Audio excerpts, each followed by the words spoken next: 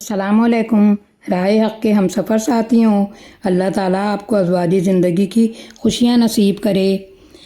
دل کی بہار قرآن کریم کی آیاتوں کو عملی صورت دینا ہر مسلمان پر فرض ہے۔ جب ہم قرآن مجید کے مطابق عمل کریں گے تو یہ کتاب ہمارے دلوں کی بہار بن جائے گی اور ہمارے سارے دکھ درد غم جاتے رہیں گے۔ معاشرے کو طلاق کی وجہ سے کئی مشکلات کا سامنا کرنا پڑتا ہے۔ یہ مشکلات دنوں مہینوں میں ختم نہیں ہو جاتی بلکہ سالہ سال تک رہتی ہیں۔ عدالتوں میں معاشرے کی معزز خواتین و حضرات ذلیل و خوار ہوتے ہیں۔ میاں بیوی ہر سننے اور دیکھنے والے کے لیے اپنے راز بیان کرتے ہیں۔ بچے ماں باپ کے ہوتے ہوئے بھی ان کی محبت اور شفقت سے محروم ہو جاتے ہیں۔ ماں کے پاس رہیں تو وہ انہیں ان کے باپ سے بات نہیں کرنے دیتی، باپ کے پاس رہیں تو وہ ماں سے ملاقات نہیں کرنے دیتا، بات نہیں کرنے دیتا۔ غصہ، نفرت، مخالفت، شکوہ شکایت کا ماحول شیطان کے لیے موسم بہار ہوتا ہے۔ شیطان کی مانتے ہیں تو علیحدگی اور جدائی تک نوبت پہنچ جاتی ہے اور شیطان خوش ہوتا ہے اور انسان پریشان۔ قرآن کریم سے لا علمی زندگی کو برباد کر دیتی ہے۔ انا کا مسئلہ بنا لیتے ہیں۔ ایک بہن نے بتایا کہ میرا شوہر دل کا اچھا ہے، غصے والا ہے، اپنے فیصلوں میں جلد باز، مجھے بھی اس سے نفرت تھی۔ وہ میرے خلاف ایک بات کہتا، میں اس کے خلاف 10 باتیں کرتی، اس کو ہر کام پر ٹوک دیتی، اسے شدید تنقید کا نشانہ بناتی، کوئی کام کرنے کو کہتا تو سنتی ہی نہیں۔ ایک روز تلخ کلامی نے شدت اختیار کر لی۔ اس نے کہا، گھر سے نکل جاؤ، میں تمہیں چھوڑتا ہوں، تمہارے ساتھ رہنا نہیں چاہتا۔ میں نے کہا، بچوں کا کیا بنے گا؟ میری بات سنی ہی نہیں۔ میں غصے کی حالت میں اپنے سوٹ کیس میں کپڑے رکھنے لگی۔ بچے رو رہے تھے، چلا رہے تھے۔ بچوں کی رونے کی آوازیں سن کر بھی میرے سخت دل شوہر کے دل پر کوئی اثر نہ ہوا۔ اس سنگ دل کی طرف سے میں نے بھی اپنا دل بند کر لیا۔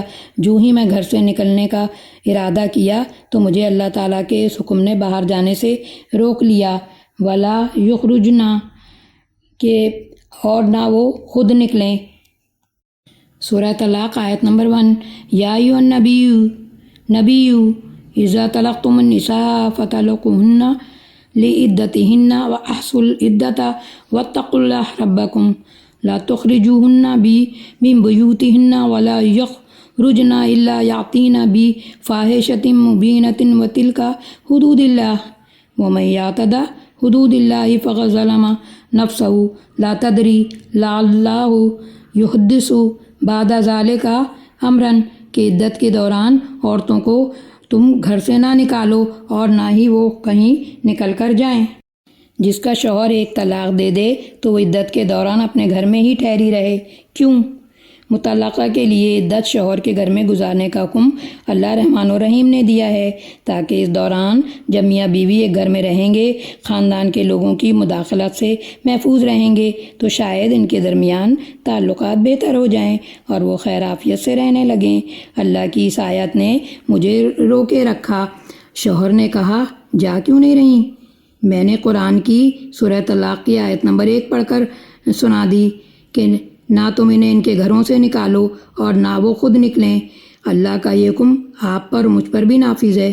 جب میرے شوہر نے دیکھا کہ میں یہاں رہنا چاہتی ہوں تو وہ بھی خاموش ہو گیا کہ یہ اللہ کا حکم ہے۔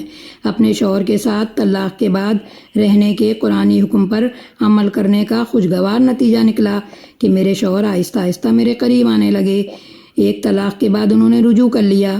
میری دعائیں رنگ لائیں اور قرآن کی برکت سے میری زندگی، میرا گھر، میرے بچے، میرا خاندان ایک بہت بڑے معاشرتی المیے سے بچ گئے، معاشرتی صدمے سے بچ گئے۔ میرے بچے بھٹکنے اور نفسیاتی مریض بننے سے بچ گئے۔ میں بے حد خوش ہوں۔ میرے سچے رب نے کس قدر درست فرمایا۔ شاید اس کے بعد اللہ موافقت کی کوئی صورت پیدا کر دے۔ صدق اللہ الصادق الحکیم۔ مشکل دن گزر گئے۔ میری کوشش ہوتی ہے کہ شوہر کو خوش رکھوں، اس کے کھانے پینے، لباس، آرام کا خیال رکھوں، نوافل اور استغفار بھی کرتی ہوں۔ پاک ہے اللہ، اس نے یہ حکم دے دیا کہ مطلقہ عورت شوہر کے ساتھ رہے تاکہ عدت کے دوران خوشگوار اور پسندیدہ حل نکل آئے۔ عدت کے لیے طلاق دینے کے 2 مطلب ہیں۔ ایک تو حیض کی حالت میں، مینسج کی حالت میں طلاق نہ دو، پاکی کی حالت میں دو تاکہ عدت شروع ہو سکے، اور دوسرا یہ کہ عدت کے اندر رجوع کی گنجائش رکھتے ہوئے طلاق دو۔ طلاق کو کھیل نہ سمجھو، اہم معاملہ ہے۔ جب طلاق دی گئی اس تاریخ کو یاد رکھو جب عدت شروع ہوئی۔ غصے میں آ کر عورت کو گھر سے نہ نکالو، اور نہ ہی عورت غصے میں گھر سے نکلے۔